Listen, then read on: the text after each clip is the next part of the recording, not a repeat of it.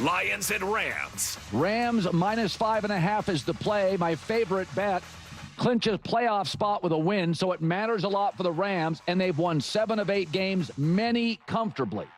They have the fewest offensive mistakes in the league. They don't get penalized. They don't get sacked. They don't give the ball away. And now they're at home against the Lions team searching for an offensive identity.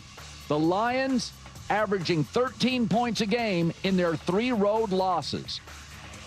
This is 2 teams that feel like one's totally in rhythm, one is out of rhythm. Right now, Jared Goff is facing a 38% pressure rate. They can't pick up first downs on 3rd or 4th. Matt Stafford at home this year has been unbelievable. He's got time to throw. I think the Rams win, and the Rams cover. Final score 33-26. Colin seems to be vacillating in his assessment of the Detroit Lions, stating they're out of rhythm now after previously claiming they were in sync, and now suggesting Dan Campbell's takeover of play-calling duties has made them significantly better, and so on. I've often discussed the importance of perspective when analyzing games, examining them through various lenses. When preparing to discuss a matchup, I try to identify what I believe is the most critical factor or the key to victory. You often see those 3 keys to the game, but let's be honest, they frequently sound generic for every team. Establish the run, limit big plays, etc. Football analysis can become very repetitive, almost copy and paste. This was something that genuinely stressed me out when I first started creating content. I thought, I could essentially say the same things about every single team. It begs the question, do we all just accept the repetitive nature because we love the sport? It's like asking, how do you beat the Warriors? And the answer is always, you have to slow down stuff. Okay, sure. But when I look at this particular game, I genuinely try to think, how do the Lions give themselves the best possible chance to win? What specific formula puts them in a position for victory? To me, it hinges on possessing an overpowering offense. More specifically, it requires an offense that is not overly reliant on converting 4th downs. Throughout the season, I've expressed concern that the Lions are too dependent on those high-risk, high-reward 4th down attempts. They need to excel on 1st, 2nd, and 3rd down. Games cannot consistently hinge on whether they go 3 for 4 or 1 for 3 on 4th down. In many of their lower-scoring outings, like the game against the Chiefs where they only managed 17 points, the failure to convert those critical 4th downs was a primary culprit. That's why I was so encouraged by their approach against the Cowboys. They were kicking field goals. If memory serves, they only went for it on 4th down once, if at all. It wasn't a central part of their game plan, and they still piled on points. They need a highly efficient offense that isn't predicated on the gamble of 4th down. If you miss a 4th down conversion and give a defense like the Rams prime field position, you're immediately in trouble. This brings me to the other side of the ball.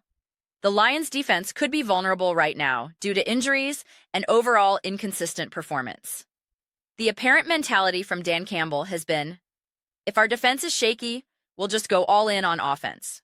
We need to score 50 points to win. That sounds great in theory. What else are you supposed to do?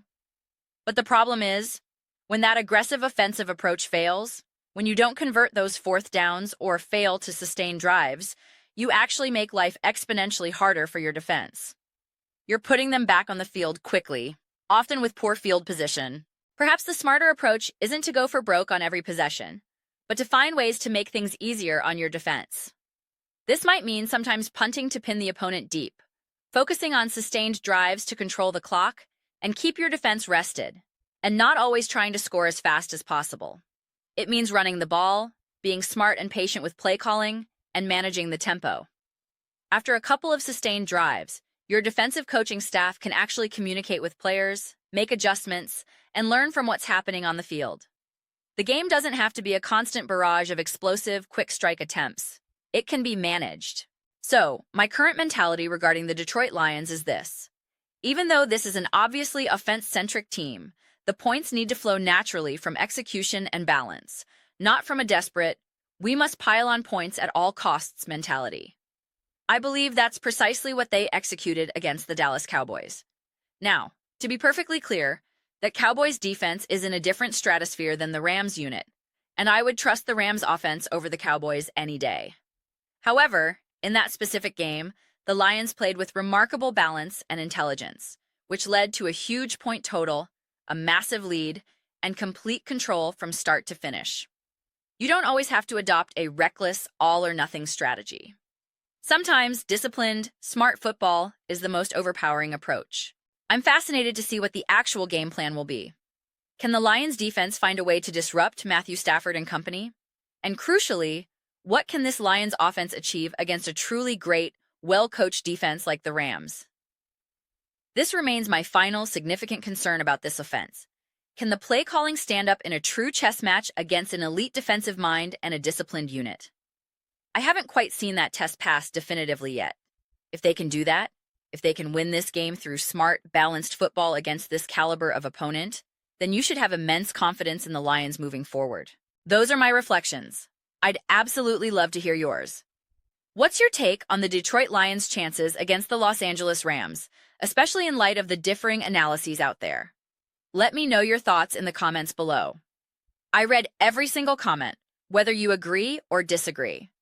Let's get some discussions going, engage in some lively debates, but ultimately, let's enjoy the conversation.